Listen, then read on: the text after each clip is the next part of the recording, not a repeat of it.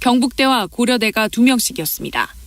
8명 후보자 가운데 여성은 1명에 불과했습니다. 지역과 학교, 정책 노선 등에서 특히 균형이 미흡하다는 지적과 함께 서호남 인수위에 이은 경상도 출신 60대 남성 경룡남 내각이란 비판도 나왔습니다. 이 같은 공세에 국민의힘은 시작부터 흠집을 내보려는 구태 정치라며 반박했습니다. 윤 당선인은 검증을 마치는 대로 조속히 추가 인선을 마무리하겠다고 밝혔습니다. 국회 인사청문한 제출을 감안하면 다음 주 중에는 나머지 10개 부처 장관 후보자 발표가 이뤄질 것으로 보입니다. KBS 뉴스 손서영입니다. 네, 주말 동안 코로나19 신규 확진자는 이틀 연속 10만 명대를 기록하면서 일상 회복에 대한 기대감을 한껏 높였습니다. 정부도 이번 주에 새로운 방역체계 방안을 발표할 예정입니다. 거리두기 전면 해제가 검토 중입니다. 김세정 기자가 보도합니다. 활짝 핀 벚꽃과 함께 봄을 만끽하는 시민들. 야외지만 모두 마스크를 쓰고 있습니다. 답답하죠. 더군다나 요즘같이 날씨도 맑고 봄바람도 불고 신선한 공기를 마시고 싶은데 마스크를 쓰고 있으니까. 정부가 이번 주에 일상 회복 방안을 발표할 것으로 알려지면서 기대감이 크지만 우려도 나옵니다. 실내에서 식사할 때는 마스크를 다 벗고 있기 때문에 실외에서 이렇게 거리가 어느 정도 유지된다면 마스크를 벗고 있는 것도 괜찮다. 오늘처럼 사람 많을 때는 지금 마스크를 써도 약간 불안하긴 한데 마스크 벗게 되면 더 불안해질 것 같기도 해요. 정부는 위중증 환자가 급증하지 않고 현 의료 체계가 유지된다면 실내 마스크 착용을 제외한 거리두기 전면 해제를 검토 중입니다. 18일부터 적용될 새 거리두기 조정안과 함께 15일 포스트 오미크론 대응 체계를 발표할 것으로 보입니다. 현재 1등급 감염병인 코로나19가 일반 의료 체계 내에서 관리되도록 감염병 등급이 2급으로 조정될지가 핵심 사안입니다. 결국은 1차 의료기관이 얼마나 잘 준비를 할 수 있느냐가 관건이 될 것 같고요. 그 와중에 이제 중환자를 볼 수 있는 병원들이 격리 병상을 얼마나 유지를 해야 될지에 대한 결정이 필요한 것 같습니다. 어제 신규 확진자는 16만 4천여 명, 이틀째 10만 명대입니다. 위중증 환자는 1,114명, 사망은 하루 새 329명 늘었습니다. 오늘부터 보건소 등에서 무료로 받을 수 있었던 코로나19 신속 항원 검사가 중단됩니다. 60살 이상과 밀접 접촉자 등은 여전히 PCR 검사를 받을 수 있습니다. 화이자의 먹는 치료제 팍스로비드 15만 명분이 오늘 추가로 도입됩니다. KBS 뉴스 김세정입니다. 지금까지 KBS 뉴스광장을 1TV와 동시에 들으셨습니다. 지금 시각은 6시 15분입니다. KBS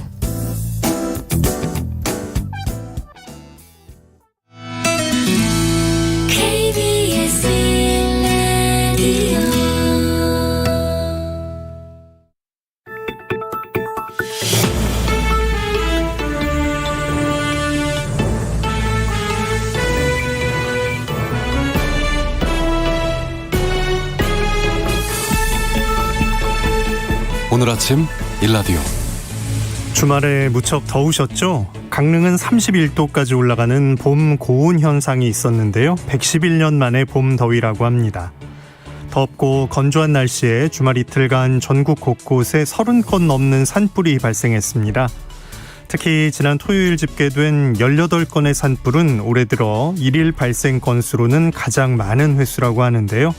바람까지 강하게 불면서 아직도 진화에 애를 먹고 있습니다. 강원도 양구군에서 난 산불이 밤사이 민가까지 번지면서 대응 3단계가 발령됐고요. 경남과 경북에서도 밤사이에 또 다른 산불이 났습니다.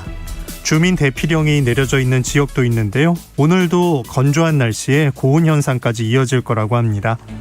자, 이번 한 주도 꽃구경에 나들이 인파 많이 모일 것 같은데요.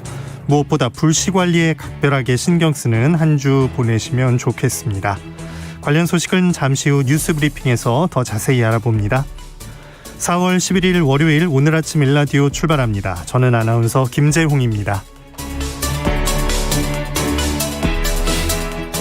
오늘 아침 일라디오 생방송으로 여러분과 함께 만들어갑니다. 방송에 참여하실 분들은 단문 50원, 장문 100원 드는 유료 문자 샵 9730 이용하실 수 있고요. 유튜브에서 KBS 일라디오 공식 채널을 검색해서 들어오시면 채팅 창이 마련되어 있습니다. 그리고 콩 어플리케이션에서 일라디오 보이는 라디오로 함께 하실 수 있습니다. 자, 월요일 이번 한 주 새농퀴가 시작되는 날이죠. 오늘부터 목요일까지 나가는 문제 잘 들어보시고요. 정답 보내주시면 됩니다. 정답과 선물 받으실 분들은 매주 금요일에 알려드리고 있습니다. 정답 맞춰주신 분들 가운데 20분을 추첨해서 농촌진흥청에서 제공하는 웰빙 혼합 잡곡 세트, 모바일 커피 쿠폰 등 다양한 선물 드립니다. 자, 그러면 이번 주 새농퀴 첫 번째 힌트 지금 나갑니다.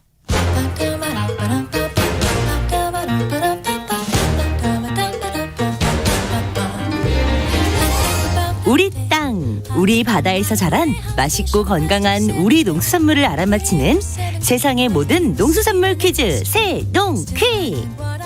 안녕하세요. 퀴즈 내는 성우 한희정입니다. 이번 주 새농퀴의 정답은 꽃인데요. 이 꽃을 생각하면 달콤한 향이 먼저 떠오르죠. 바로 지금 4월부터 시작해 중부지방에는 5월 중순까지 온 세상은 이 꽃의 향기로 가득합니다. 요즘 향수 사용하는 분들 많으신데요. 그 중에서도 이 꽃의 향기를 좋아하시는 분들도 계실 거예요.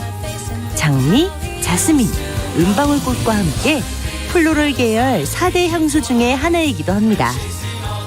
그리고 이 노래 속에서도 향기를 느끼실 수 있을 것 같네요. 거리마다 가득 코끝이 아려와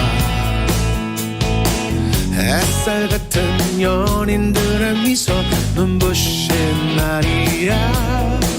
그래 햇살 탓일까 아지랑이 피는 하늘 잠시 감은 눈에 나도 몰래 생각이 나. 이문세 씨의 봄바람에도 이것이 핀 거리, 그리고 이 꽃의 향기로 코끝이 아린 연인들의 모습이 그려지고 있죠. 첫사랑, 젊은 날의 추억이라는 꽃말처럼 오늘은 이 꽃의 향기가 가득한 꽃그늘에서 풋풋했던 첫사랑, 순수했던 어린 시절의 추억 떠올려 보시면 좋겠네요. 유럽 남동부 발칸반도가 원산지인 쌍떡잎 식물 꿀풀목, 물풀의 나무과 수수꽃다리 속의 식물 무엇일까요? 첫 글자는 라로 시작하고요. 세 글자입니다. 정답하시는 분들은 단문 50원, 장문 100원이 드는 유료 문자 샵 9730으로 보내주세요. 20분께 행운의 선물 드리겠습니다. 유익한 정보와 살아있는 이야기가 있습니다. KBS 오늘 아침 일라디오.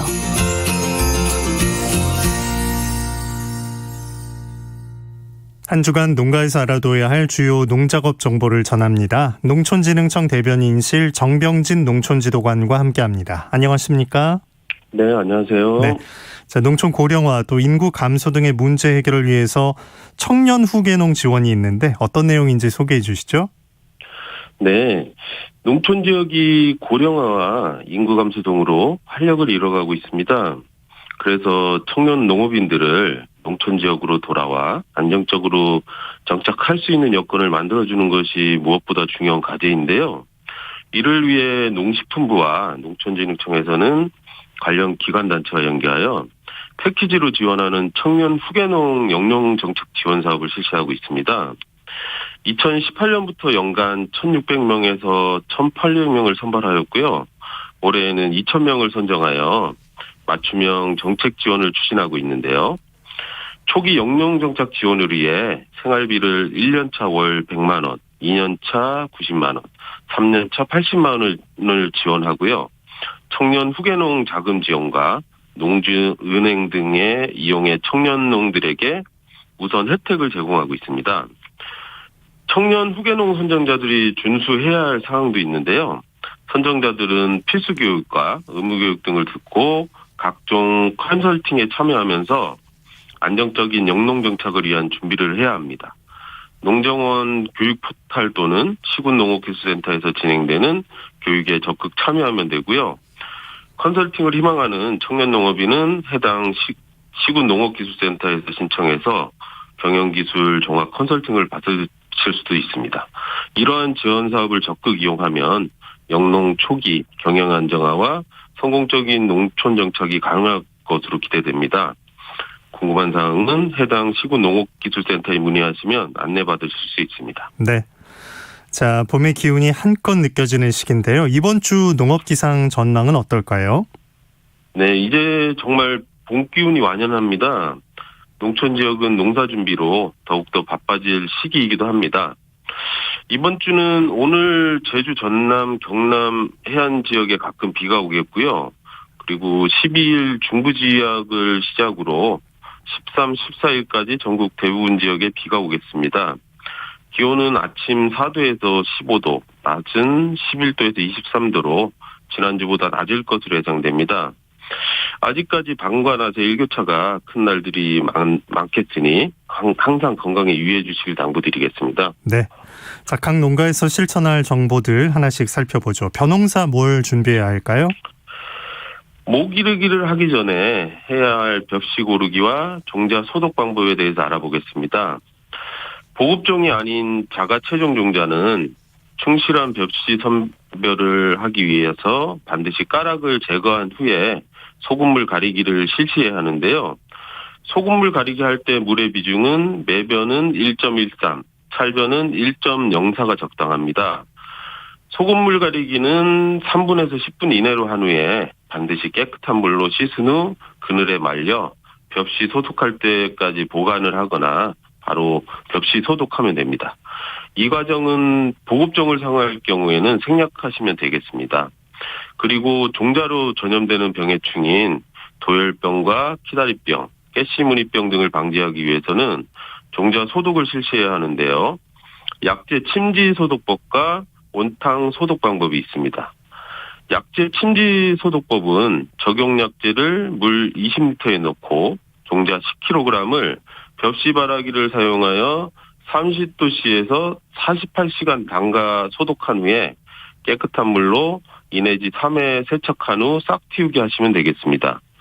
그리고 온탕 소독 방법은 물 100리터에 마른 종자 10kg을 60도씨에 10분간 담가 소독하고 냉수에 10분 이상 종자를 담가준 후 균일한 싹 틔우기를 위해 20도씨에서 5일간 담가 종자에 충분한 물을 흡수시키고 침종한 종자는 물기를 제거한 후에 30 내지 32도씨의 어두운 조건에서 보통 1일 정도 두어 하얀 싹이 1mm 내외로 나오도록 하면 되겠습니다. 네.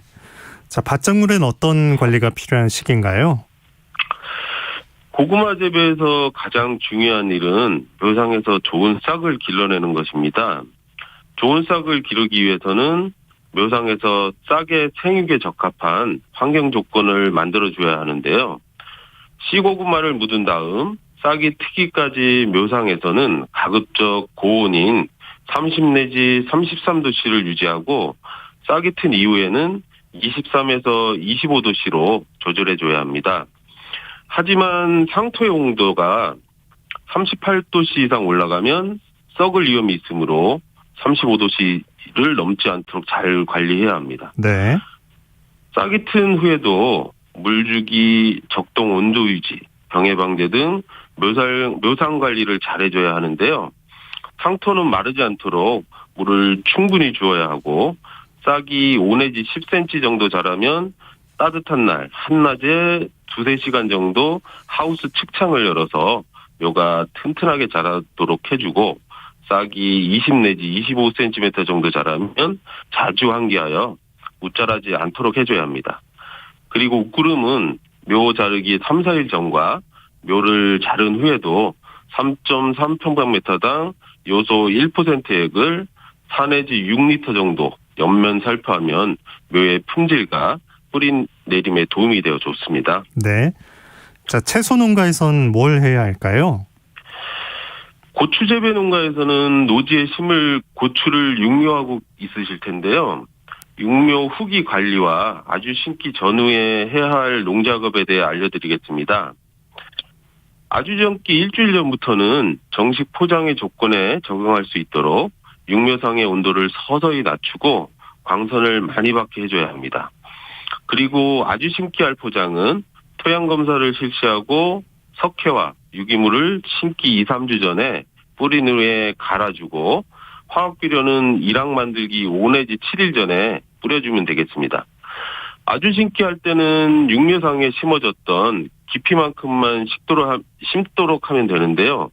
특히 역병 예방을 위해 고추 전목묘를 심을 때에는 전목 부위가 땅에 묻히면 전목에 효과가 없으므로 전목 부위가 땅속에 묻히지 않게 주의하셔야 합니다. 남부지방 터널 재배 시 멀칭용 비닐은 아주 심기 3 내지 4일 전에 미리 덮어 땅의 온도를 높여주면 뿌리가 잘 내릴 수 있어 아주 좋습니다. 네. 과수 농가에서 해야 할 일도 말씀해 주시죠.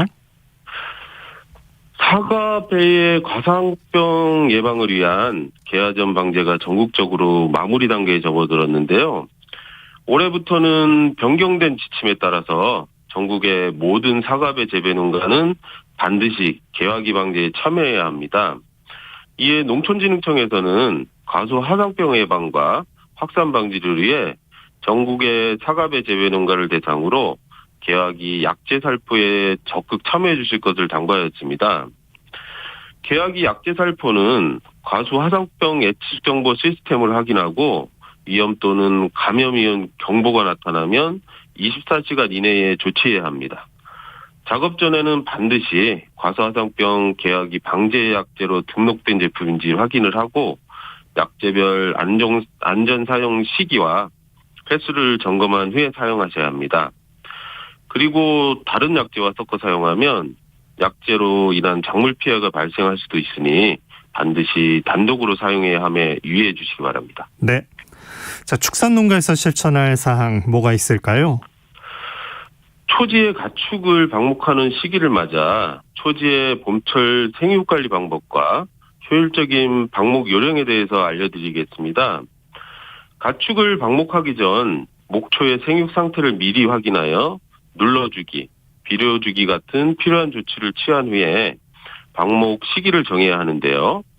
지역에 따른 방목 시작 시기는 남부 지역이 4월 상순에서 중순경, 중북부 지역은 4월 중하순에서 5월 상순까지가 적당하며 방목으로 인한 목초의 생육 피해 방지를 위해서는 풀이 20cm 이상 자랐을 때 실시하면 됩니다. 방목 초지는 5 내지 10개의 구역으로 나눠 유난 방목을 실시하면 초지를 효율적으로 관리할 수 있어 좋습니다. 한 구역의 가축이 머무는 기간은 20에서 30일 정도이며 목초가 5 내지 10cm 정도로 낮아지면 다른 구역으로 이동하면 됩니다. 방목이 끝난 구역은 가축이 먹지 않는 잡간목과 잡초를 제거해주는 청소배기를 실시하면 목초 이용률과 생산성을 높일 수 있어 좋습니다. 네. 농작업 정보 농촌진흥청 대변인실 정병진 농촌지도관이었습니다. 고맙습니다. 네, 감사합니다.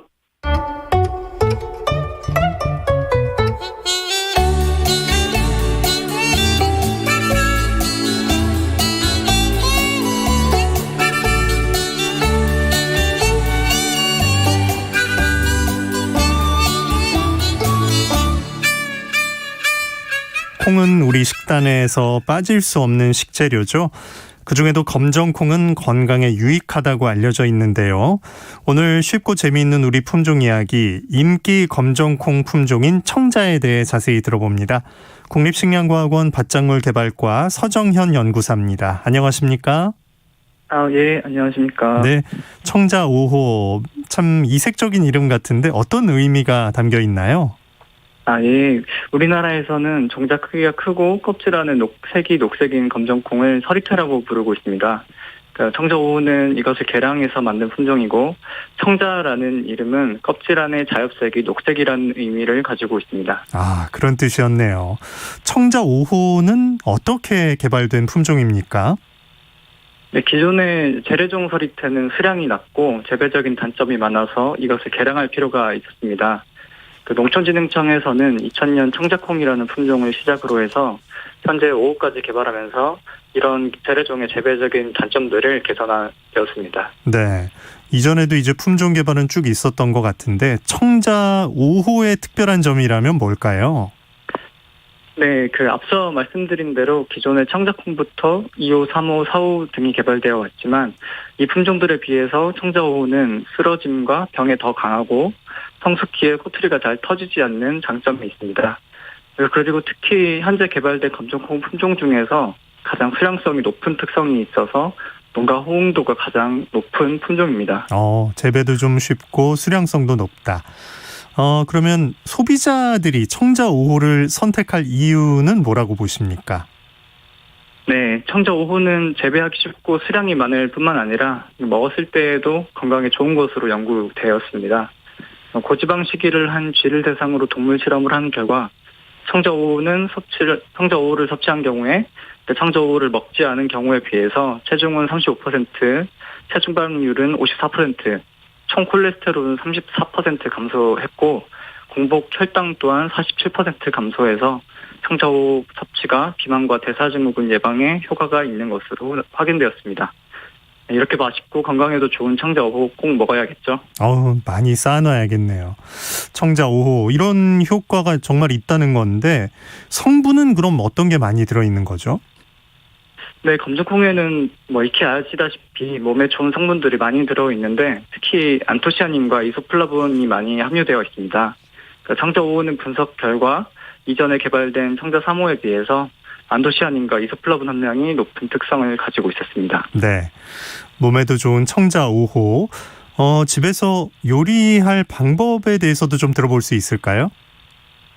네, 검정콩은 쉽게 구입이 가능하고 집에서도 누구나 손쉽게 요리할 수 있다는 것이 가장 큰 장점이라고 할 수 있습니다. 청자 5호를 물에 불려서 삶은 후에 갈아내면 고소한 콩물이 됩니다. 그래서 취향에 따라 면을 넣어서 콩국수를 해드셔도 맛있고 콩물을 그대로 섭취하셔도 좋습니다.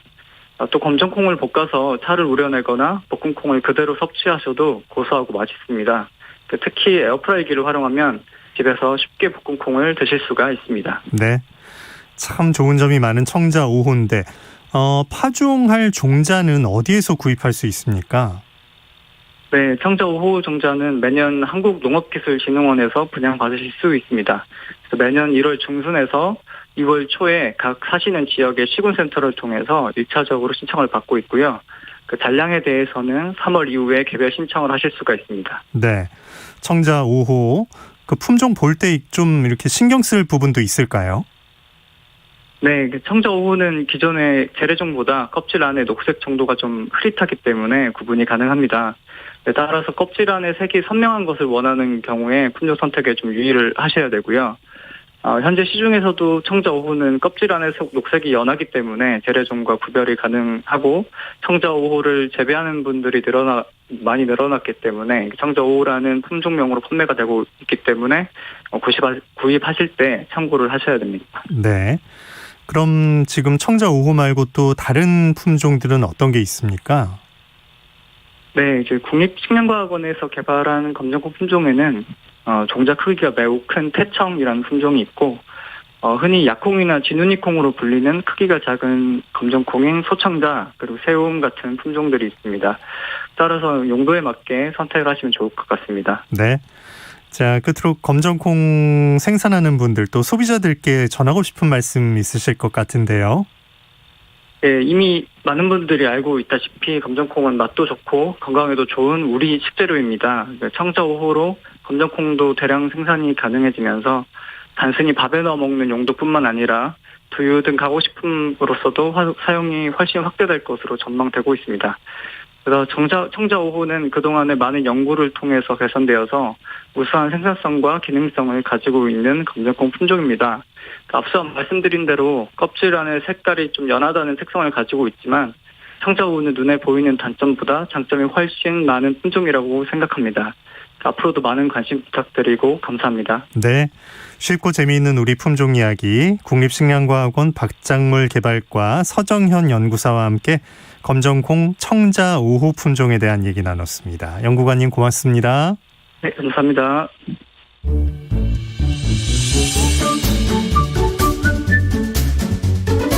아침을 여는 기분 좋은 습관. KBS 오늘 아침 1라디오.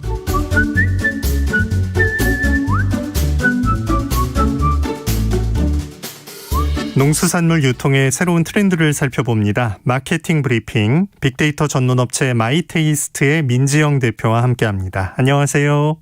네, 안녕하세요. 네, 저 오늘 시니어 마케팅 얘기 준비해 주셨는데 시니어에 대한 인식이나 소비 특성 요즘 많이 달라졌나요? 네, 인구와 통계학적으로 노인의 기준은 사실 65세 이상입니다. 또 우리나라는 이들의 비중이 20%가 넘는 초고령 사회로의 진입도 좀 머지 않았는데요.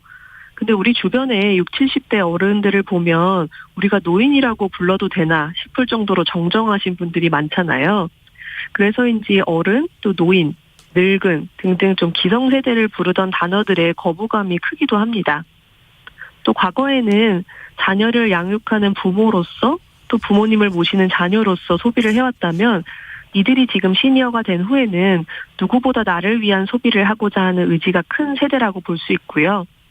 또 은퇴 후에도 적극적으로 소비 생활을 하고 본인의 외모를 꾸미는 데 신경을 많이 쓰고도 있습니다.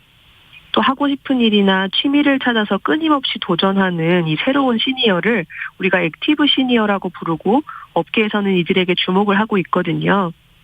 또 한 경제 레포트에 따르면 우리 경기 회복의 중요한 열쇠 중에 하나가 시니어의 소비다라고 이야기할 정도로 이들의 경제 활동의 중요성이 커지고 있어서 또 이들에 대한 또 마케팅에 대해서 이야기를 나눠보겠습니다. 네, 액티브 시니어라고 또 부르는 건데 MZ세대와도 비슷한 성향이 있는 걸로 분석이 되네요. 네, 인생의 이막을 새로운 도전으로 채우려는 이 액티브 시니어들의 열정, 또 가치관과 모습이 MZ세대와 비교가 되고도 있는데요. 네, 나를 중시하고 내가 원하는 삶을 살아가려고 하는 MZ세대와 이 액티브 시니어 세대가 연결된 점이 있다라고 분석을 하고 있습니다. 또 온라인 소비액도 이들의 소비력을 보여주는데 2020년 60세 이상의 온라인 소비액이 1조 4천억 원으로 전년 대비해서 약 19%가 증가를 했고요. 또 젊은 세대의 문화에 시니어 세대도 참여를 하기 위해서 노력하고 있는데요. 모바일 데이터 사용량도 10대, 20대와 동일한 증가폭을 매년 보일 정도로 디지털 친화적인 모습을 보이고 있습니다. 또 여가 시간의 증가로 콘텐츠 소비 시간 역시 전 세대 중 가장 많아서 TV에서는 시니어의 입맛에 맞는 프로그램을 기획하고 있고요. 사실 또로트라고 불릴 정도로 트로트 방송이 많이 나왔지만 항상 광고가 완판되는 데는 그 이유가 있는 것 같습니다. 네. 네. 이렇게 좀 진짜로 나이는 숫자에 불과하다라고 하면서 패션 또 라이프 스타일 전반에 관심을 가지는 이 액티브 시니어에 우리도 좀 집중을 해야 될 것 같다는 생각도 들고요. 야, 온라인 소비도 많이 하고 있네요. 시니어 마케팅 꼭 필요한 것 같은데 그들만을 위한 제품 개발도 아주 중요한 부분이라고요. 네, 나이는 숫자에 불과하다라고 하지만 사실 어쩔 수 없는 노화는 우리가 받아들여야 되는데 이렇게 노화를 받아들이고 있는 이들의 편의를 위해서 또 구매를 늘리기 위해서 시니어 전용 상품을 만드는 경우가 있습니다. 또 국내 한 은행에서는 ATM 기기에서 작은 글씨와 복잡한 단어들도 어려움을 겪는 시니어들을 위해서 큰 글씨 화면을 만들었는데요. 현금 인출 대신 돈 찾기, 계좌이체 대신 돈 보내기 등등 누구나 좀 쉽게 은행 업무를 볼 수 있도록 해서 SNS에서도 회자가 될 정도로 주목을 받고 있고요. 시니어를 위한 스마트폰도 마찬가지입니다. 그리고 특히 식품 건강 업계에서 시니어를 겨냥한 다양한 활동을 펼치고 있는데 또 자녀들이나 병원에 의지하지 않고 또 주도적인 삶을 살기 위해서 건강에 가장 신경을 쓰기 때문입니다. 이렇게 시니어를 위한 건기식 브랜드를 런칭을 했을 때 그들을 위한 신제품을 개발하면서 눈 건강, 관절 건강 등등 나이가 들면서 노화되는 신체 부위를 딱 집어서 제품을 세분화해서 매출도 올리고 시니어 고객들의 충성도도 높이고 있습니다. 벌써 진짜 최근에 많이 접한 몇몇 광고가 떠오르네요. 네. 그 마케팅 그 메시지에도 많은 변화가 있다고 하는데요. 네. 나이를 강조하는 것보다 그럼에도 불구하고 우리는 뭐든지 할 수 있다라는 세대임을 강조하고 있습니다. 나이가 들어서 새로운 시도가 어렵다는 메시지 대신에 우리 나이에도 바꾸고 싶은 것, 하고 싶은 게 많다라는 능동적이면서 그들의 열정을 자극하는 카피의 사용이 증가하고 있고요. 반응도 좋습니다. 또 단순한 관광이 아닌 지식을 쌓고 체험하기를 원하는 시니어를 위해서 가이드가 아니라 스토리텔러라는 이름의 가이드가 함께하는 여행 상품도 있고요. 자기 개발에 적극적인 시니어들의 욕구를 건드리는 마케팅 메시지들도 많이 활용되고 있습니다. 일본에서는 아예 노인이라는 말을 없애고 새로운 어른이라고 정의를 하면서 이들을 위한 마케팅을 수행하고 있다고도 합니다. 오, 그래요. 다른 나라에서는 어떻게 하는지 궁금해지는데요. 네. 해외에서는 시니어 자체를 위한 신품 서비스나 생필품 배달 서비스뿐만 아니라 백화점이나 유통업계에서는 아예 시니어 전담 요원을 배치하고 시니어를 위한 제품과 브랜드를 확장할 정도로 그들 생활 전반에 가까워지기 위해 노력을 하고 있고요. 또 이동에 제약이 있는 시니어를 위한 소량의 첨가물 전용 편의점도 있습니다. 일본의 한 대형 편의점 체인은 1,000원 단위의 소량으로 판매하는 신선식품 전문점을 오픈해서요. 먼 대형마트보다는 가까운 시장, 슈퍼의 충성도가 높은 시니어를 위해서 신선한 농산물을 제때에 먹을 수 있도록 하면서 큰 호응을 얻고 있습니다. 네. 농산물 단독 마케팅도 고민은 되겠지만 제휴하는 다른 업계와 제휴도 좀 생각해 볼 부분이겠어요. 네, 농산물을 바로 시니어들에게 판다 이렇게 생각하는 것보다 우리가 만성질환과 함께하는 시니어를 위한 새로운 식단 개발에 참여하는 것, 거기에 우리 농산물을 포함시키는 것을 생각해 봤는데요. 2020년 기준으로 65세 이상 인구의 84%가 당뇨나 고혈압과 같은 만성질환을 앓고 있다고 합니다. 그런데 1, 2인 가구가 일반화되면서 영양관리에 어려움을 겪고 있기도 하고 경제적 능력이나 가족이 없다면 이런 식단 자체에 신경을 못 쓰는 것이 현실이라고 하더라고요. 그래서 이들을 위한 식품이나 식단을 개발하면서 시니어들에게 다가가는 것도 방법이 아닐까 생각을 해봤고요. 이 만성 질환자들에게 필요한 영양에 대해서 연구를 하고 그에 필요한 영양소가 포함된 우리 농축수산물을 신제품에 포함을 시키면 새로운 시장을 또 여는 기회가 될 수 있을 것 같아요. 네. 그 활동적인 부분에서 보면 여행업계 마케팅에 우리 농산물이 들어갈 수 있을까요? 네, 특히 호텔 리조트 업계에서는 웰니스라고 하는 웰빙과 피트니스의 합성어, 이렇게 우리 신체적이고 정신적인 건강이 모두 조화를 이루는 이런 안정적인 상태를 추구하는 활동에 굉장히 집중을 하고 있거든요. 네. 그래서 숙박 패키지에 명상이나 요가와 같이 심신을 안정시키고 운동 효과를 주는 체험 프로그램도 넣고 또 지역 특산물과 제철 식재료를 활용해서 만드는 웰빙 식단으로 좋은 반응을 이끌어내고 있다고 합니다. 그래서 여기에 우리 농축수산물을 같이 조인해서 마케팅을 펼치면 좋지 않을까 생각이 들고요. 이렇게 나를 위한 열정만큼은 또 젊은 세대에 뒤지지 않고 또 구매력과 시간까지 갖춘 이들을 위한 새로운 마케팅이 또 큰 투자가 아님을 좀 명심하고 시니어 마케팅에 관심을 보이면 좋지 않을까라는 생각을 해봤습니다. 네. 앞으로 점점 더 발전해 나갈 텐데 시니어 마케팅 앞으로 어떤 점에 좀 주목을 해보면 좋을까요? 네, 일단 그들의 소비 패턴과 취향이 젊어지고 있다는 점 주목을 해야 될 것 같고요. 또 나이가 있으니 이런 걸 원할 것이다. 이것은 못할 것이다. 이런 선입견이나 고정관념을 깨야 될 것 같습니다. 네, 그리고 시니어들의 자존감, 또 그들의 경험에 대한 존중을 마케팅 메시지에 담아서 감성을 자극하는 것도 방법일 것 같은데요. 또 부정적인 의미의 어른, 또 선배라는 의미의 꼰대라는 단어가 유행하는 지금 또 어느 때보다 좋은 어른에 대한 니즈도 있거든요.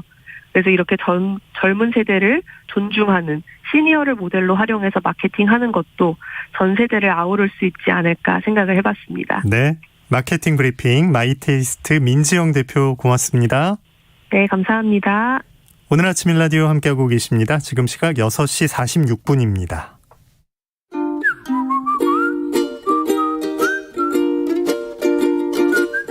오늘 아침 일라디오 김재용 아나운서의 진행으로 듣고 계십니다.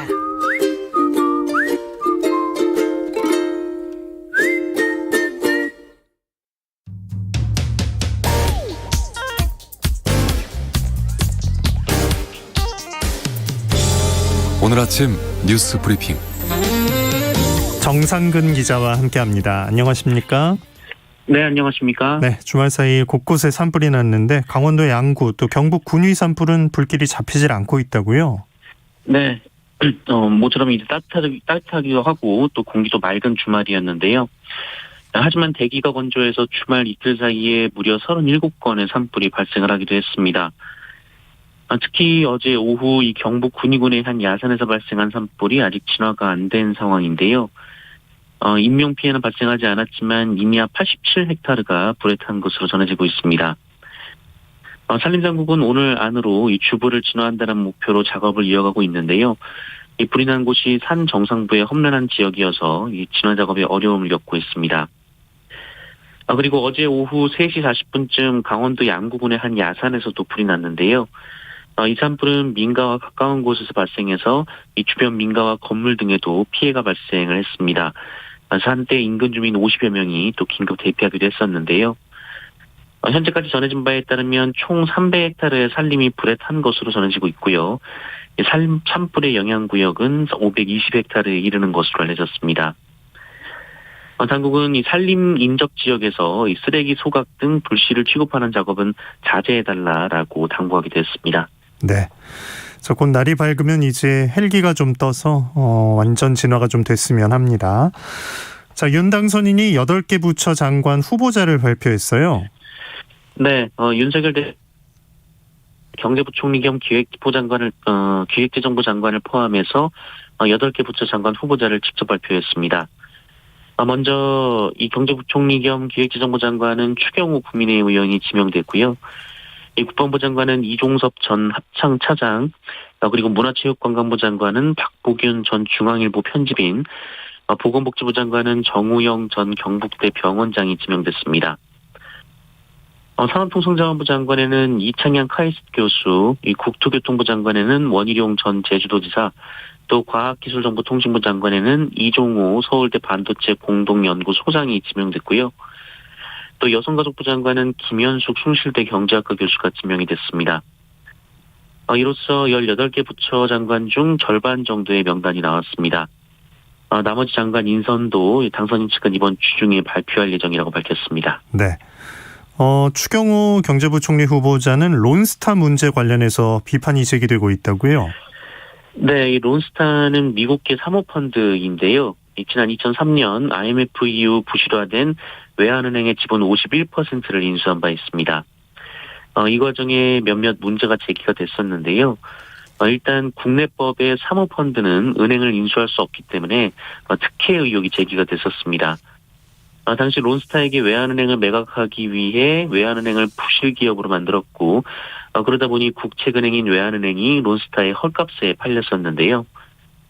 이 론스타는 4년여 만에 1조 4천억 원에 산 외환은행을 국민은행에 6조 원에 팔려고 했지만 이 먹튀 논란이 크게 벌어지자 실패하고 이후 하나금융지주의 2배 정도의 수익을 보고 판매를 하게 됩니다.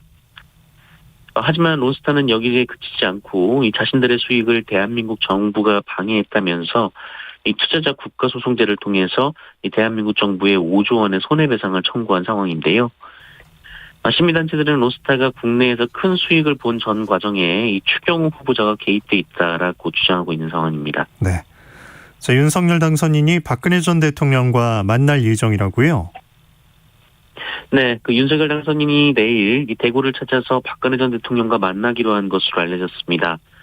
앞서 윤석열 당선인은 이번 주부터 대구 경북을 시작으로 지역 순회에 나설 예정이라고 밝힌 바 있고요. 이 배현진 당선인 대변인은 박근혜 전 대통령과의 만남 가능성에 대해 당연히 검토하고 있다라고 밝힌 바 있습니다. 박근혜 전 대통령이 국정농단으로 특별검사 수사를 받았을 당시 윤석열 당선인이 특검팀 검사로서 이 박근혜 전 대통령을 수사한 바 있는데요. 이 박근혜 전 대통령은 퇴원 후 문재인 대통령의 축하난에는 덕담으로 화답했지만 윤석열 당선인의 축하난에 대해서는 입장을 밝힌 바가 없습니다. 한편 윤석열 당선인은 다음 달 10일 국회에서 열릴 예정인 대통령 취임식에 박근혜 전 대통령이 참석해 줄 것을 직접 요청할 것이다라는 관측이 나오고 돼 있는데요. 지방선거를 앞두고 대구 경북 지역의 영향력이 큰 이 박근혜 전 대통령을 대통령 당선인이 만나는 것이 부적절하다는 주장도 제기가 되고 있습니다. 네. 민주당 검찰개혁안 관련해서 검사들의 반발이 이어지고 있네요. 네, 더불어민주당이 추진 중인 수사권과 기소권 분리를 골자로 한 검찰 개혁안에 대해서 검사들이 조직적 반발 움직임을 보이고 있습니다. 검찰 내부 게시판에는 몇몇 검사들의 항의로 시작된 조직적 저항이 이 대검찰청의 공식 반대로 이어지기도 했는데요. 여기에 그치지 않고 검찰은 오늘 이 전국 검사장 회의까지 연다라는 계획입니다.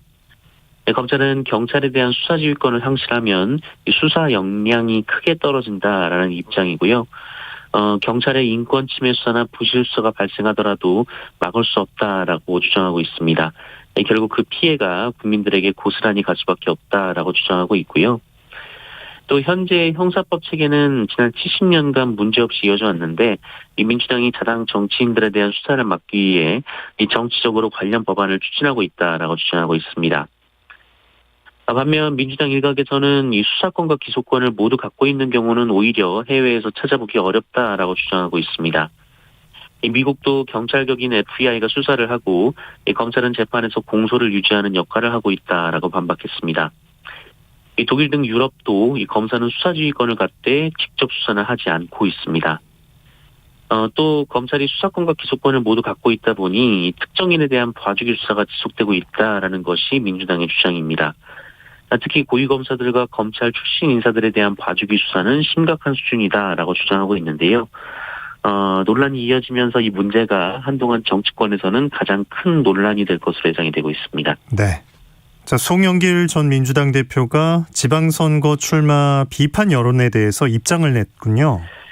네, 민주당 송영길 전 대표는 어제 국회에서 기자간담회를 열고 이 자신의 서울시장 출마를 둘러싼 당내 논란에 대해서 이 당원 당규에 따라 공식 공모 절차를 거쳐 마감됐으니 그에 따라 경선을 하면 된다라는 입장을 밝혔습니다. 이 송영길 대표는 본인 출마에 대한 생각이 다 다를 수 있다라면서 그러면 당원들에게 물어보면 된다라고 말했고요. 국회의원 몇 명이 자기 생각을 당원들에게 강요할 것은 아니다라고 말했습니다. 또한 오세훈 시장을 이기는 후보가 어디 있겠느냐라는 이 수동적이고 어리석은 행동으로 국민의 감동을 얻어낼 수 없다라면서 자신의 출마에 반대하는 의원들을 향해 그런 열정과 시간이 있으면 진작 서울시장 후보를 찾고 준비해야 했던 거 아니냐라고 비판했습니다. 네, 코로나19 상황 끝으로 전해주시죠. 네, 지난 토요일 신규 확진자는 18만 5,566명, 어제는